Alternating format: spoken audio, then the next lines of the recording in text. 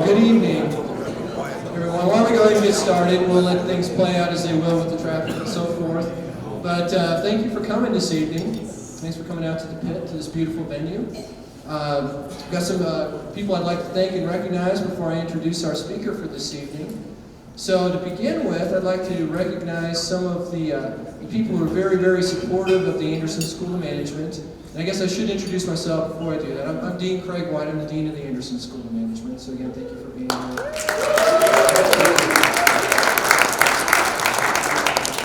Some of our very special supporters here, I'd like you to stand and be recognized as I mention the group that you're with. Our Anderson School Foundation Board members, if you could please stand and be recognized. Appreciate that. Thank you for coming. Our Anderson School Alumni Council members, if you could please stand and be recognized. Thank you for being here. Also like to recognize Anderson School faculty and students. So the ones in the midst right now, faculty and students, if you could please stand up. Thank you, and students, I'm sure you'll be getting a lot out of this evening. And I see with us this evening, I'd like to recognize Dean Emeritus Doug Brown, who's with us. Thank you, Dean Brown. Thank you for being here. And also, in general, again, thank you for everyone for being here overall. With that, I would like to introduce our speaker, with no further ado, Mr. Jody Giles. Jody Giles is founder and CEO of Exhort Advisors, providing services in leadership, technology, culture, organization design, and executive coaching services, specializing in companies with high brand equity. Jody has a diverse background in culture and technology leadership around great global brands. He was given the title Executive Emeritus after retiring as Senior Vice President of Product Integration and Operations, responsible for technology and processes at Under Armour, Inc., the extremely fast-growing and dynamic global success story. Its vision is being the #1 performance brand in the world, and it seems like it's very well on its way. Jody joined Under Armour in 2005 and served for 9 years as the company's first Chief Information Officer. During his tenure, he oversaw the implementation of all SAP, retail, supply chain planning, distribution, product development, human resource, and communication systems globally. Jody has a passion for retail, and from October 2008 through September 2009, served as VP of Retail for Under Armour, achieving great growth and success in a most challenging economic environment. Prior to assuming the challenges at Under Armour, Jody's career was based in Southern California, where he served as Chief Information Officer for Vans Inc., the footwear and apparel maker focusing on skateboarding and surfing. He also worked in the entertainment industry, serving as CIO for Virgin Interactive Entertainment and Executive Director of Systems Planning for Paramount Pictures. Jody began his IT career in the public utility industry with Southern California Gas Company. Jody's a popular keynote speaker at industry conferences and guest lecturer at universities, and has been featured in several articles in industry magazines. Jody was honored as Latanzi Executive of the Year by Loyola University's Maryland's Sullinger School of Business Management in 2013, and has been recognized with numerous other industry and technology awards. Jody proudly graduated with honors from the University of New Mexico with a degree in Business Computer Systems. And as I say that, special thanks to Professor Steve Bird, who's here, who helped arrange for Jody's talk this evening. Thank you, Steve. And earned his Master's of Business Administration with distinction from Pepperdine University.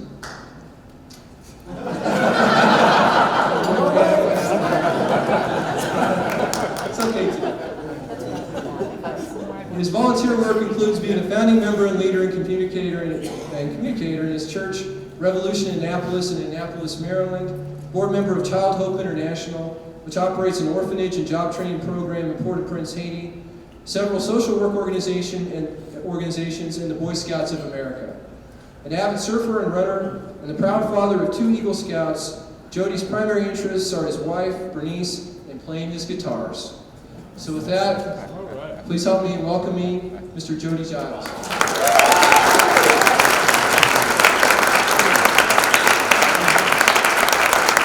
Give it up for the dean. If you're a student, you should give it up for the dean.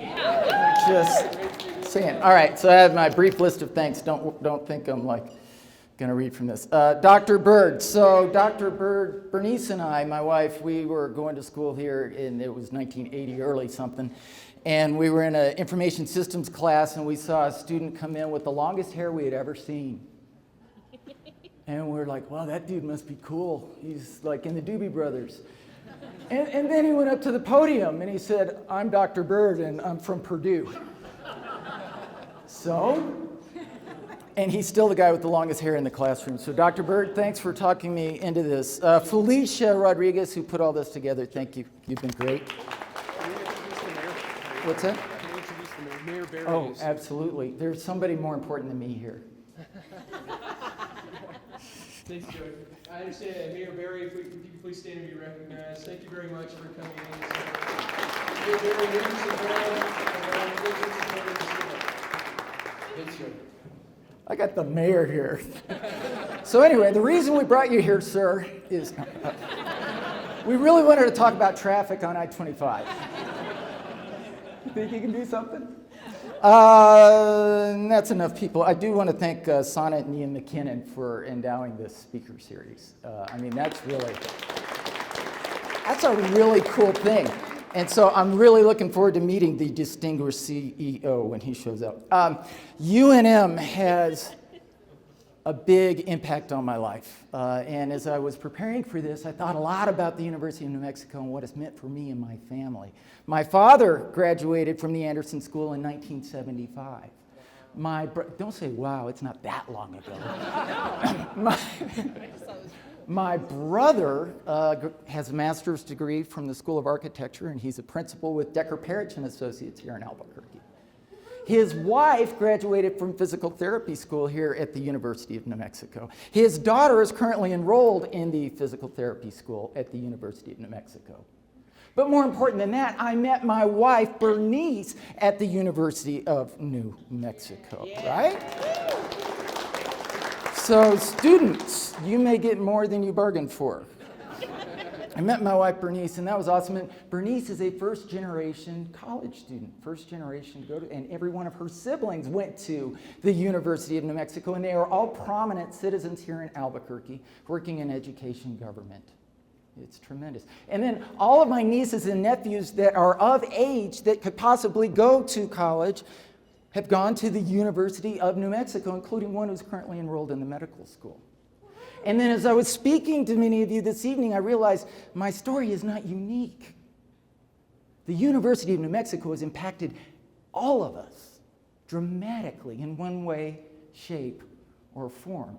And I bet if we went around the room, we would all have a similar story where the University of New Mexico offered something to us, and we invested just a little bit of ourselves into the university so that we could come out the other side a little bit different, a little bit stronger, and a little bit more prepared to achieve our goals and aspirations and to serve others. And so when I was invited here tonight and thinking about what I should speak about and all that, my goal is that we would continue in that tradition. Take just a brief amount of time, and I'll try to keep it brief, and talk about a few things. And maybe what I tell you is new, and maybe it's just a reminder, but invest just a little bit of time so hopefully we come out on the other side of this hour a little bit different, a little bit more equipped, better prepared to achieve our goals, our aspirations, and to serve others.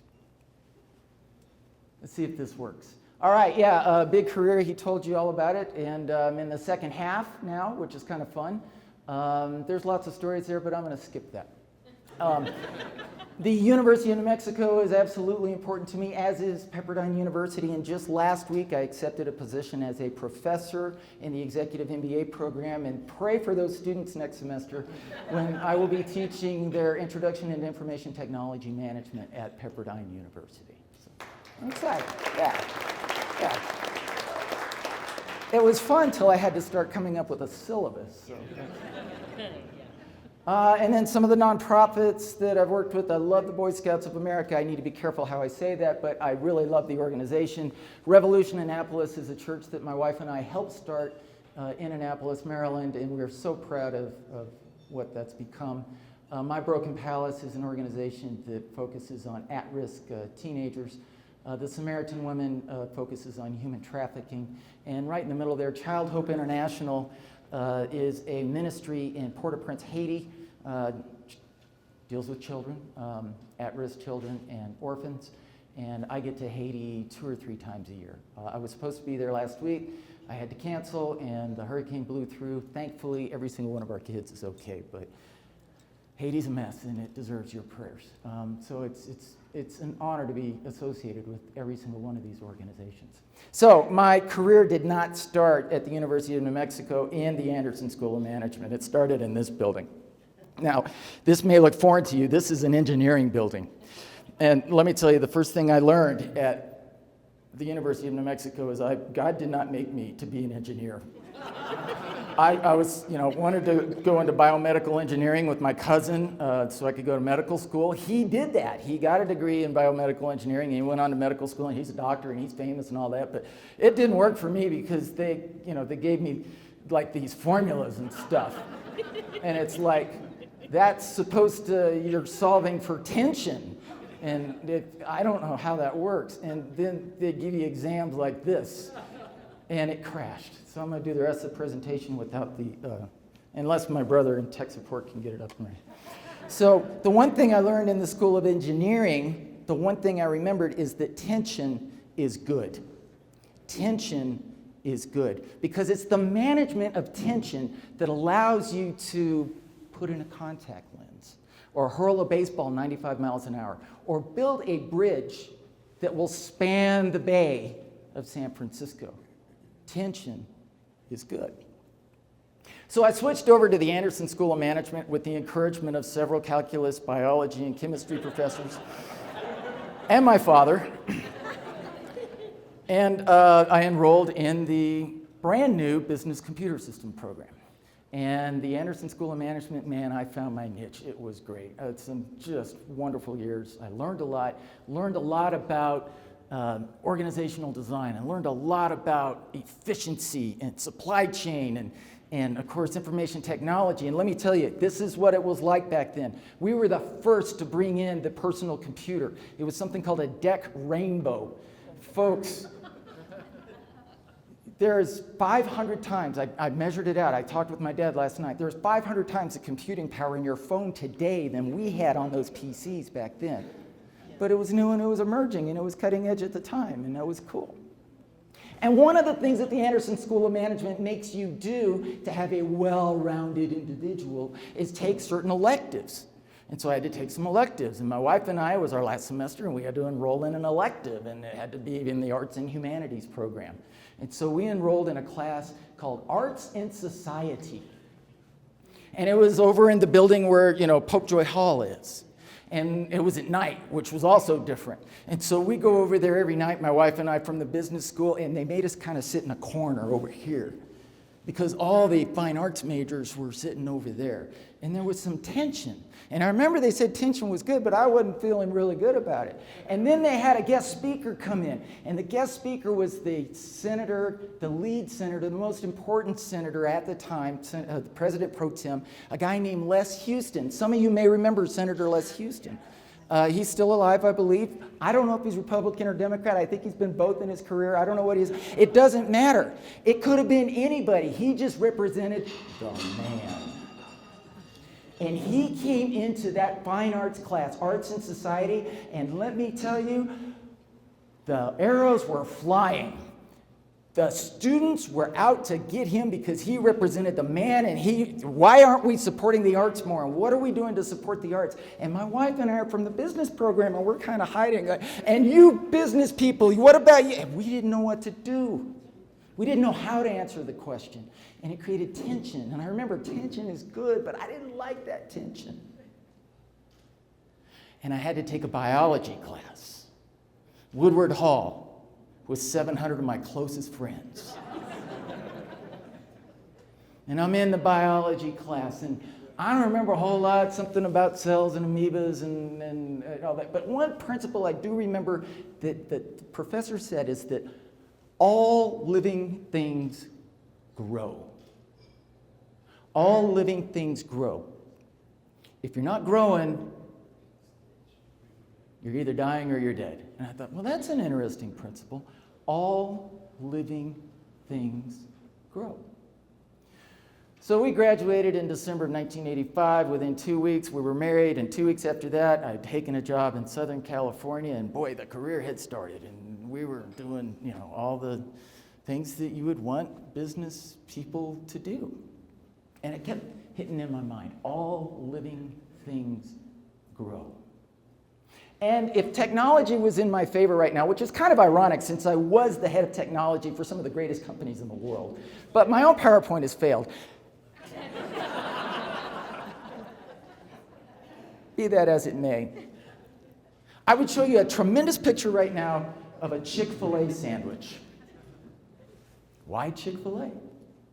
Because the story goes, and I'm retelling the story that I was told, that the founder of Chick-fil-A was once sitting in a board meeting. And the board was very panicked at this time. The board was panicked because there was competition. There were new people in the marketplace. Somebody called Boston Market. And Boston Market's going to take all our chicken customers, and we got KFC and all that, and we need to grow. We got to grow. We got to grow. And so one of the senior vice presidents comes back. I was just in New York City, and I came back, and I got some funding, and we can grow, and we can go into debt. And somebody else came back and said, I got this great idea. We could partner with this other organization, and we could grow, and we could really grow. And then the way the conversation goes, Truett Cathay, the CEO, is just sitting there at the end of the table quietly with his head down. And everybody thought, maybe he's out of it. And he just starts rapping the table. And he looks up and he says, I am sick and tired of all this conversation about getting bigger.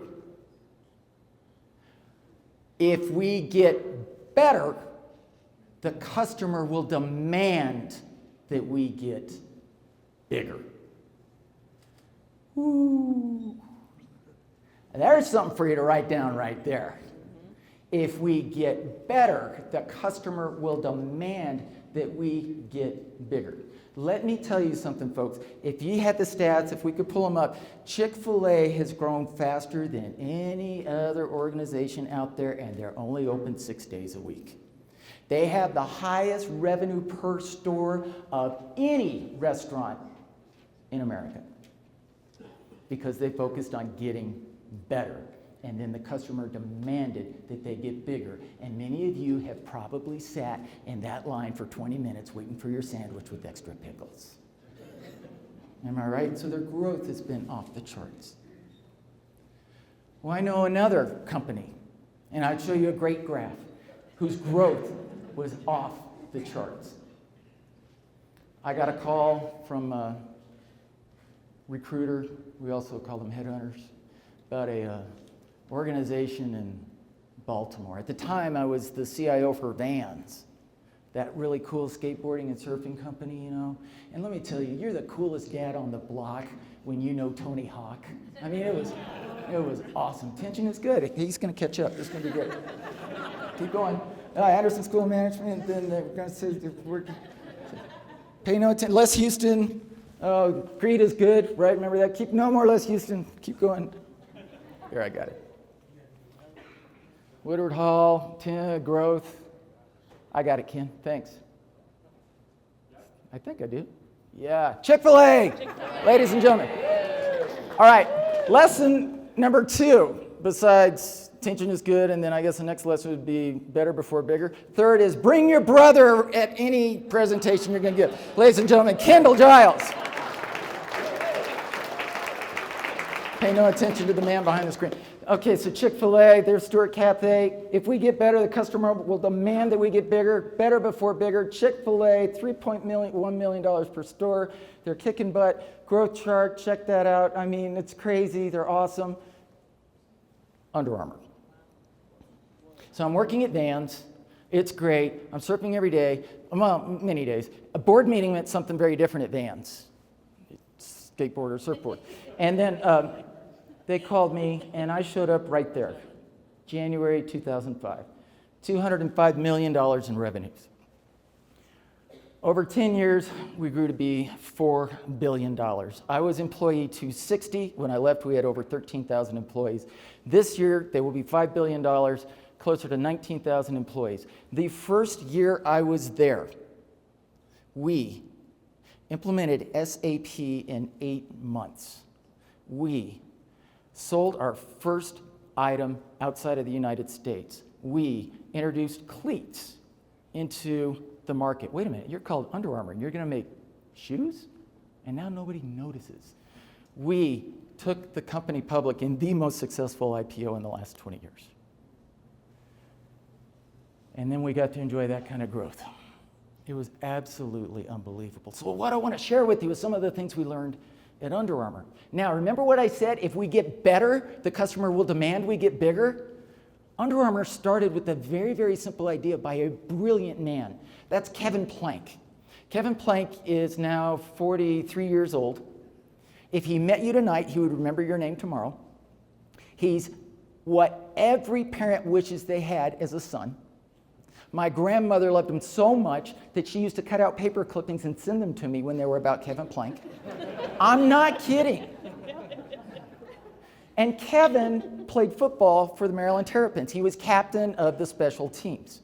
Now, the one thing Kevin knew coming out of the University of Maryland is that he would not have a career in the National Football League.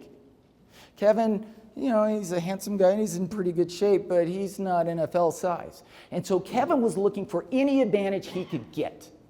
And during two-a-days in Maryland, and I met several of you from the Mid-Atlantic, you know what August is like in Maryland. It's just pretty much hell.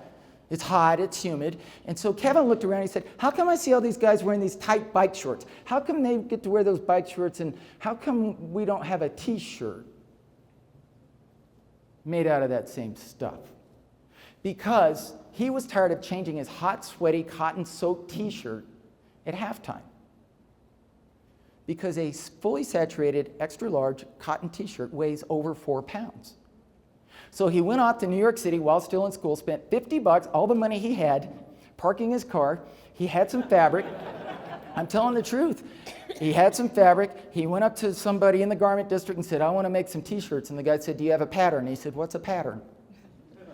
And the guy took pity on him. He walked him a couple blocks down the road, Broadway, and got a pattern. He made up a bunch of t-shirts, and he started selling them out of his car. The first thing Kevin did is he never dealt with an athletic director.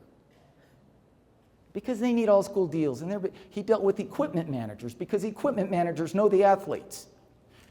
And he sold the product to athletes. And within a year, his product, because it was lighter, faster, and stronger, because it was better, within a year, because equipment managers talked to other equipment managers, within a year, he was on the Miami Dolphins in the National Football League. All because he made a better product. There's the first t-shirt. Look at that logo, how funny it is. You may notice if you look closely, there's a football embedded into the logo. Not so much anymore. So, today, I mean, you've seen us, Steph Curry, MVP. You may wonder, how do you get somebody like Steph Curry? Kevin goes and meets the parents. If you want a lead indicator for an athlete, go talk to the parents. Cam Newton, oh, MVP, yeah, that's right. Oh, who's this guy? Greatest parents in the world. Jordan Spieth, Masters champion. Misty Copeland, redefining what an athlete is. Redefining what an athlete is. Are you kidding me? We're not even 20 years old yet. Why do all these athletes want to be part of our tribe? Because we want to make them better. So, how does a guy go from this in grandma's basement in 1997 to this? Forbes magazine, and everybody wants to interview him, and he's just brilliant. What's the strategy, you're asking? What's the strategy when you're trying to get bigger in a highly competitive, commodity-driven market with big, worthy adversaries. We don't even call them by name, those guys from Portland. They're Goliath, which is cool because God was on David's side. And sometimes the customer really doesn't care if you exist. What do? What's your strategy? Here's my strategy. First, you have to cast a compelling vision. We'll talk about each of these. Second, you need to watch your language. Third, follow the 4 principles of greatness. And then finally, do a mighty work. Vision. Vision, vision, vision. Vision is everything. I ran our stores. I got to run our stores. It was a privilege in 2008 when the economy went to hell and Kevin said, I want you to run the stores now. Thanks. Make all athletes better. Make all athletes better. Now, if you're world champion billiard player right now, we'll get to you too. We will get to you eventually. Make all athletes better. Great vision statements create a moral imperative. If we don't do this, something's wrong. It should be very upsetting. You identify something that's wrong, and if we don't do this, people die. If we don't do this, somebody suffers. They're portable. Make all athletes better. It's very portable. It's understood from the top to the bottom. It's portable. It's easy. It defines true north. We're making athletes better. Athletes. And then finally, it defines the why, not the how. This is vision over visibility. I know what I want to do. I'm not exactly sure how I'm going to get there, but it defines vision over visibility. The Under Armour vision, make all athletes better through passion, design, and the relentless pursuit of innovation. Innovation is where the company started. It was not invention. Kevin did not invent the fabric that was used on the first Under Armour t-shirt, but he applied that fabric in a new way. And time again, we've innovated in technology. Language. I was going to say our language comes from the locker room, but given the news of recent days, these are some of the things that are said over and over again. I used to teach UA 101. We would onboard our employees every 2 weeks. I was the first executive they would meet, and these were some of the phrases we would teach them. We are a new company every 6 months. That's setting up an expectation for change. We're a new company every 6 months. We have not yet made our defining product. We're not just t-shirts. The one thing that, now we've learned it's more than one thing, but the one thing that's guaranteed to get you fired at Under Armour is saying, that's the way we've always done it. You ever heard that? Yes. Find a way. Just find a way. Get the product to the athlete. And no loser talk. We're never down in the fourth quarter. It doesn't matter. We may be down, but there's a way. There's a way. So, vision, language, and then I really want to focus on this, the 4 pillars of organizational greatness. And they are, build a great product. This is not working.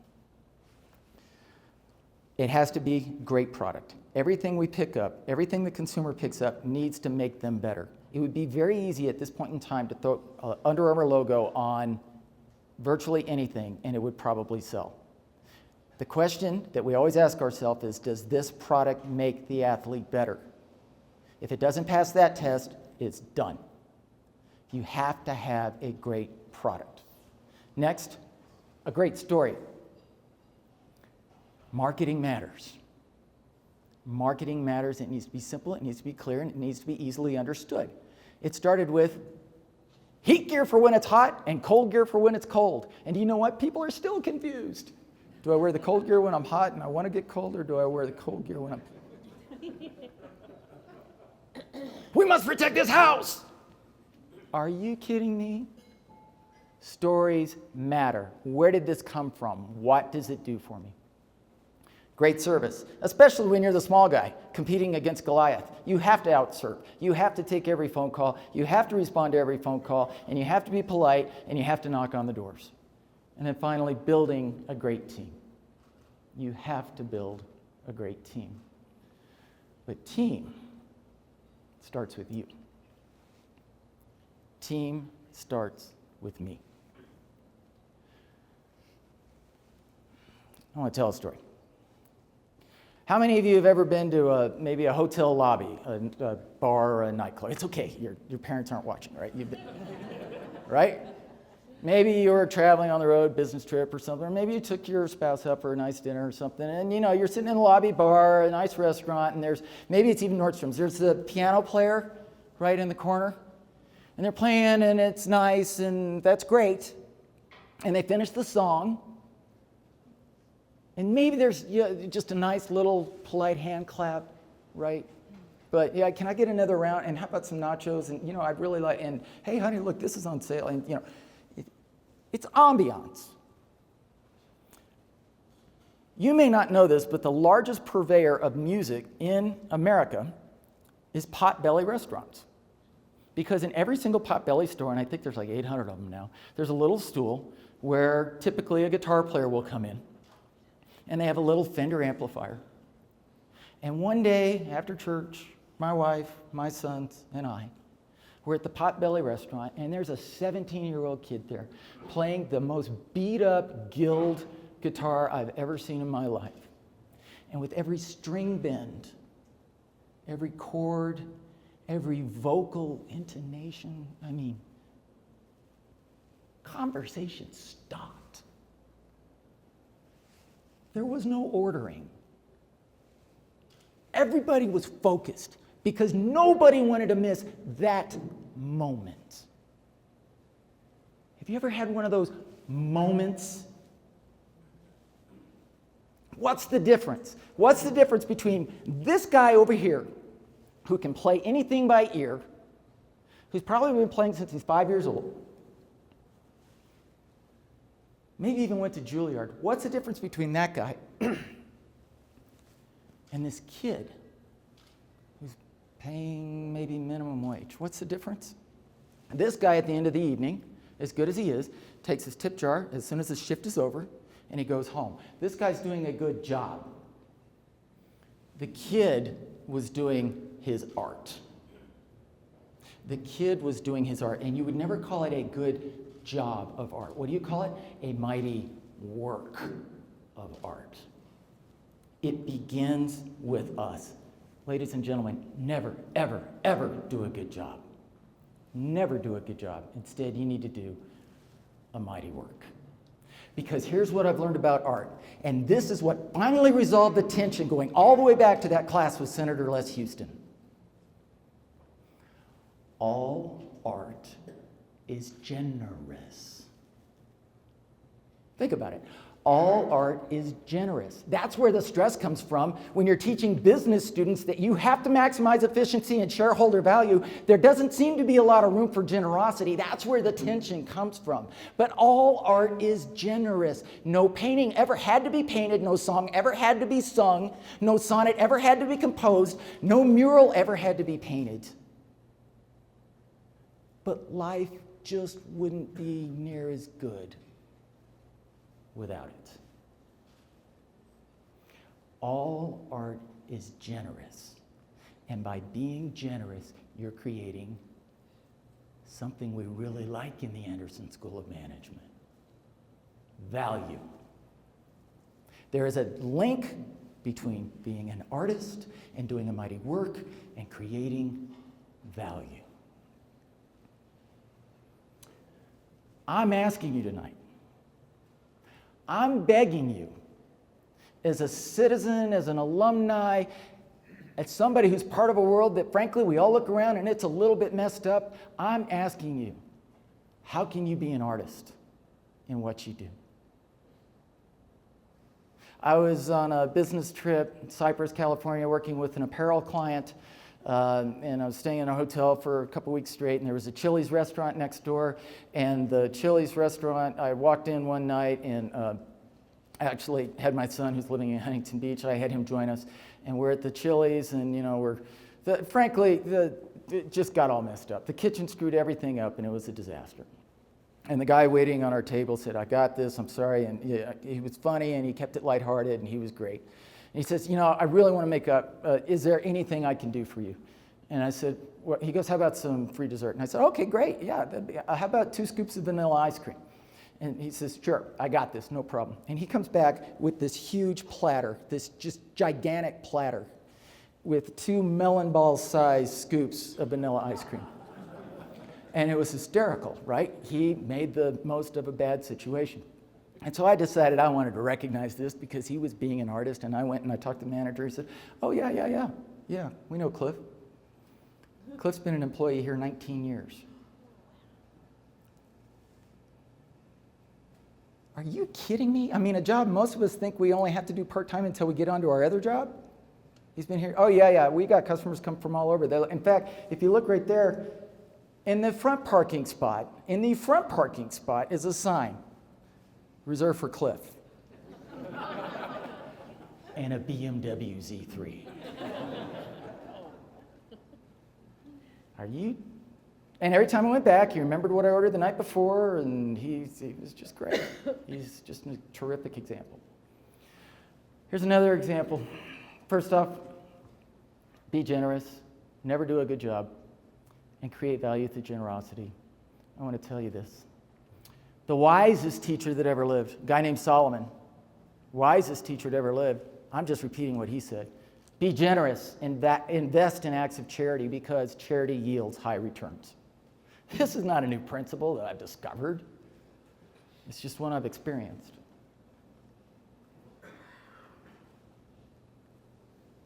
This guy's named Mike. And Mike, self-portrait about 1508. Mike was hanging out in Florence, Italy. His actual name is Michelangelo. And he's in Florence, and he was working with the Medicis. The Medicis were funding the Renaissance and the arts for those who had capability or promise. And so his parents, who were wealthy bankers, moved to Florence so that Mike could grow up and learn to be a great artist. Now, at that time, evidently, and I'm not an art major, or a very good historian, this is Pope. Well, he's known as the Warrior Pope. And the Warrior Pope, Pope Julius II, he had an uncle. His uncle was Pope Sixtus, and Pope Sixtus actually built the Sistine Chapel. And so at that time, Michelangelo and everybody, they were working in rock. They were working in sculpture because sculpture lasted. Paint, not so much. And so he was summoned, he was commissioned by the Warrior Pope to build him a tombstone. And so he said he would do that, and he built this elaborate tombstone, which I took this picture when I was in Rome. It's not in the Vatican, it's in another church not far away. And if you look closely, if we zoom in, there's the Warrior Pope sitting up there. Pretty good visage. And it took actually Michelangelo over 30 years to create that sculpture. I guess this is dead. Here we go. So here's the Warrior Pope. He says, you know what? I want to honor my uncle, and I want to paint the ceiling of the Sistine Chapel. And he summoned Michelangelo to come do it. Now, Michelangelo didn't want to do the work. He said no. And he was summoned by the Warrior Pope, Pope Julius II. You're going to get here and you're going to paint the ceilings. And in fact, the initial idea in the 12 naves is that they would paint the 12 disciples. And Michelangelo shows up, and they had to do some engineering to, get the scaffolding up there. And so Michelangelo could do that. This is actually not correct. He was standing when he painted. He wasn't laying on his back. And he wrote some poetry during that time talking about how miserable the experience was. I do think this painting is kind of hysterical because if you look really close down below, you can see he's being watched by the cardinals to make sure he doesn't take off. And in fact, history has it that at one point the Warrior Pope went off to lead a battle, and Michelangelo went back to Florence. So he had to be summoned back to finish the job. He said, I'm not going to paint just the 12 disciples. I want to do the complete narrative of the Old Testament. And so he did that. Here he is climbing the chapel. This is hysterical. There's the Warrior Pope on the ladder making sure that he stays there and finishes the work. Wow. I don't know if you've been to the Sistine Chapel, but it's unbelievable. It's absolutely unbelievable. Here's the point. Here's a guy doing a job he didn't want to do for a guy he didn't even like. And he created arguably the most important piece of art mankind has ever seen. You never go up to Mike and say, "Good job, Mike." You go up and say, "Thank you. You've done a mighty work." So what's the art of business strategy? Here's what we often do. Too often we do this. We do a good job, and we do it at the lowest possible cost. And the results, we race to the bottom. I thought of this as I was running this morning. Everything will eventually become a commodity. Today's ingenuity, tomorrow will be a commodity. Do you know how many knockoffs of tight-fitting t-shirts there are now? We had to keep innovating, otherwise we would die. And it creates a scarcity mentality. There's not enough. I got to get mine. If you get yours, you've taken mine. This is what we should do. Mighty works, and we should create value by giving a little bit more. You've all had that positive customer service experience. You've also had the negative one, which is why you hate your cable company or your phone company or whoever it might be. The results, if we do this, it's a lead to the top because you're creating value. And it's a cornucopia mentality. It's all things are available to everybody. It's all possible. It's just a different mindset.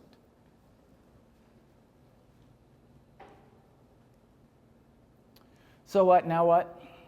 Here's my summary. If you want to get bigger, which biology says you do, you want to grow, get better. Don't do jobs, and if you're a leader, don't create jobs, create works. What can you do for your employees to give them an environment where they're doing a mighty work that matters? That's what you are as a leader, is you're setting up a work environment. Not a job environment, a work environment. Don't treat them as laborers. Treat them as artists, highly valued. Give them a canvas. Give them a canvas. And let them paint. Let them create value. Again, as an alumni, as somebody who loves this city dearly, as somebody who loves New Mexico, as somebody who loves this country, as somebody who's a citizen of this world, I'm begging you, if you aren't doing it already, how can you bring art? How can you bring a little bit extra to that thing you do on a daily basis? What can you do? Where can you create more value? Maybe it's just inviting that neighbor over for dinner like you said you're going to do for the last year. Maybe it's setting up that organization. Maybe it's joining that board. Maybe it's volunteering to read in that classroom. Or maybe it's treating your customer just a little bit differently. Maybe it's volunteering with your provider to say, you know what? I want to make sure I'm the customer you brag about so that we have a win-win relationship. What can you do in your job to turn it into a mighty, mighty work? That's my name. That's my email. Feel free to call me. I'm not trying to drum up business, but I love to talk. Feel free to email me. I love feedback. We've got time for questions. I would love to field your questions. I get lots of them. This is the part of the evening I enjoy the most. One question I frequently get, in fact, I get it so often, I finally started doing this. What are you reading? And so I'll leave this up there while we field questions, but let me go through it. You know, I kind of like the Bible. It's a pretty good book. It's worked out all right for me. And wait a minute. You don't really believe that, do you? Hi, go ahead. Yeah. You don't really believe that, do you? You know what? I don't believe CNN, everything I read. I've learned I can't believe everything in the New York Times, unfortunately, but it doesn't stop me from reading it and learning from it. Linchpin by Seth Godin is a tremendous book on this idea of art and work. Seth Godin is awesome. If you subscribe to blogs, or podcasts, you want to find Seth Godin. Business Secrets of the Trappist Monks by Augie Turek is a fabulous book published by the Harvard Business Review. And he and I have actually struck up a friendship on Facebook, which is kind of fun. Malcolm Gladwell is a great author. I'm sure you've read him in the Washington Post. David and Goliath is an awesome book. Highly recommend it. And his podcast called Revisionist History, which just started this last year, is tremendous. Revisionist History. Orbiting the Giant Hairball is how you set up a work environment where people can do work. Reboot is for people like me that are trying to figure out what to do with the second half of their life. Do the Work is a great book. If you've ever started a book or a project or work and you kind of get stuck, you don't finish it, read that book and you will. And then finally, Great by Choice by Jim Collins. Many of you had some great analogies on how to get better, and better will get you bigger. And with that, ladies and gentlemen, I'm done. All right. Now let's have some fun. Recognizing that I had this glorified title of Executive Emeritus of Under Armour, I can't tell you if the stock price is going to go up or down. I'm not allowed to talk about certain things, but I can tell you that, thank God, this afternoon there was a press release saying, finally, that as of in 2 years, Under Armour will be providing all of the uniforms for Major League Baseball. So how about that? That'd be great. Questions? Anybody? Yes, sir. What's your name? Israel. Hi, Israel. Hi. Why do you do what you do? Why do I? The question is, why do I do what I do? Why I do? Why do I do what I do? Because I've been blessed. I was born into a tremendous family with every opportunity, and it was just understood I was going to go to college, the one right down the road. I got lucky enough to get some really great breaks to work some of the greatest brains in the world. Now I get to give back. That's why I do what I do. And there's more reward in that than anything financial. It's the discussion we had earlier with some of the students. Once you determine, do I like people? And that's a fundamental question. Because a lot of people are in people jobs and they don't really like people. But if you like people and you can get a platform where you can give back to people, that's the most rewarding work you can do. Thanks, that's a great question. Other questions? Yes, sir. Yes, just curious. So a lot of us, if you're starting a new project, I get it. You add in the art, you sort of think that way as the way you frame it, the vision. But Right. if you have something you've been doing a long time, you have a pattern, how do you break that pattern? How do you bring the art to it? The question is, if that's the way we've always done it, Right.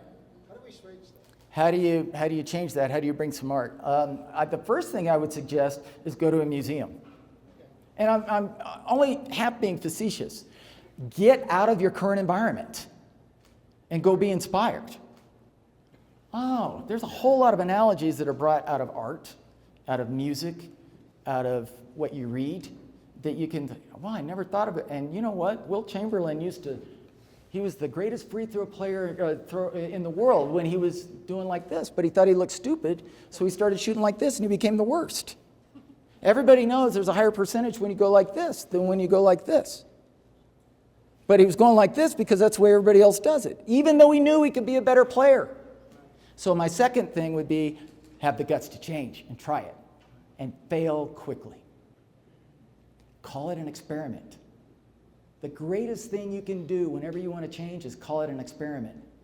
Most experiments fail and it's okay. Thank you for the question. Next question. Yes, sir, all the way in back. How do you overcome adversity? How do I overcome adversity? I would highly recommend reading this book, Doing the Work, which talks about that. Most adversity, my experience, and I've had a fair amount of adversity, but I've also been blessed with great health, and so and I was born in this country, and I'm not in, war-torn areas. So I don't know that I'm an expert. Most of my adversity is internal. The way I overcome that, frankly, is through a lot of prayer and some really good, I have a personal, what I would call advisory group, some really good guys I can call saying, hey, I'm really, and they can ground me, and I married a really great woman. So, marry well. Thanks. Yes, sir. What is your half marathon PR? My half marathon, my full marathon PR is, what was it, 2:52:13. And that was the Duke City Marathon a long, long time ago, when it was run in conjunction with the Balloon Fiesta, when there was only one bridge going across the water. And there is no hatred like the hatred of a chase crew and a bunch of runners. I mean, that's not good. My best half marathon, which again is a long time ago, was a 1:19. But it's been a long time. Today, my brother would kick my ass. Watch your language. Yes, ma'am. So, a lot of times, to get the organization where they need to go, you've got all these executives at the table, and of course, all of them are, know better or smarter. How do you take this and get their buy-in? How do you get the collective census among the group?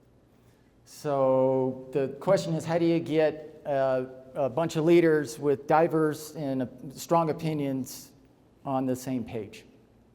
I would go back to vision statement. Why are we here? If you don't have a clear and compelling vision statement that everybody agrees to and understands, first you need to get rid of those that aren't on the... We're happy, go do your art somewhere else. But this is our objective, this is our vision. So that's number one, is have true north. Second, I would say, is be really good, like biology, be really good at organ rejection.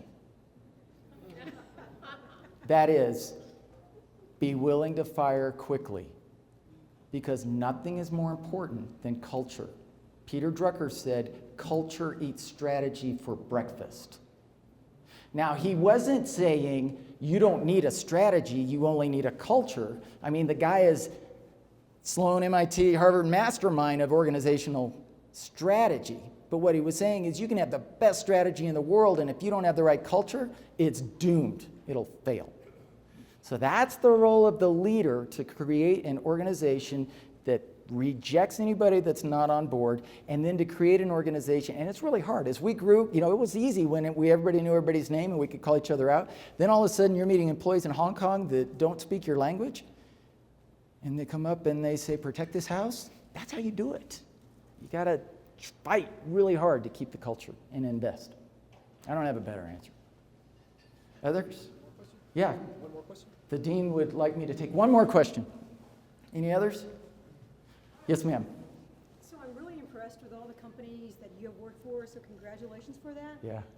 I'm curious, what was the winning theme or trend from company to company that you recognized as you made your career path? Two things. The question is, you got lucky, you got to work for some really cool companies. What was the common thread amongst all those? Two things. Great brand. Okay. Great brand. Unwilling to dilute the brand. And great cultures. And three, authentic. Everybody at Under Armour is an athlete or used to be one or thinks they still are one. Everybody at Vans lives to skate. Everybody at Vans gets this really funny paradox. I want to be unique and an individual just like all my friends. Right? Everybody at Virgin, they got Branson. Everybody got that. Paramount Pictures, well, that's kind of a weird industry, but it's still a great brand. Okay. With that, I'm going to give it back to Craig. Thank you all, ladies, very much. Thank you.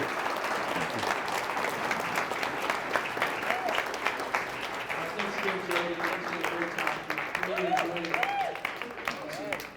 it. And Jody actually has one more surprise for us this evening. Oh, yeah. He brought with him 3 Under Armour Lobo backpacks.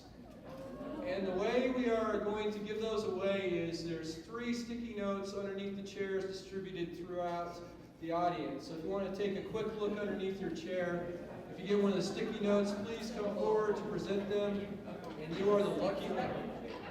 All right, congratulations.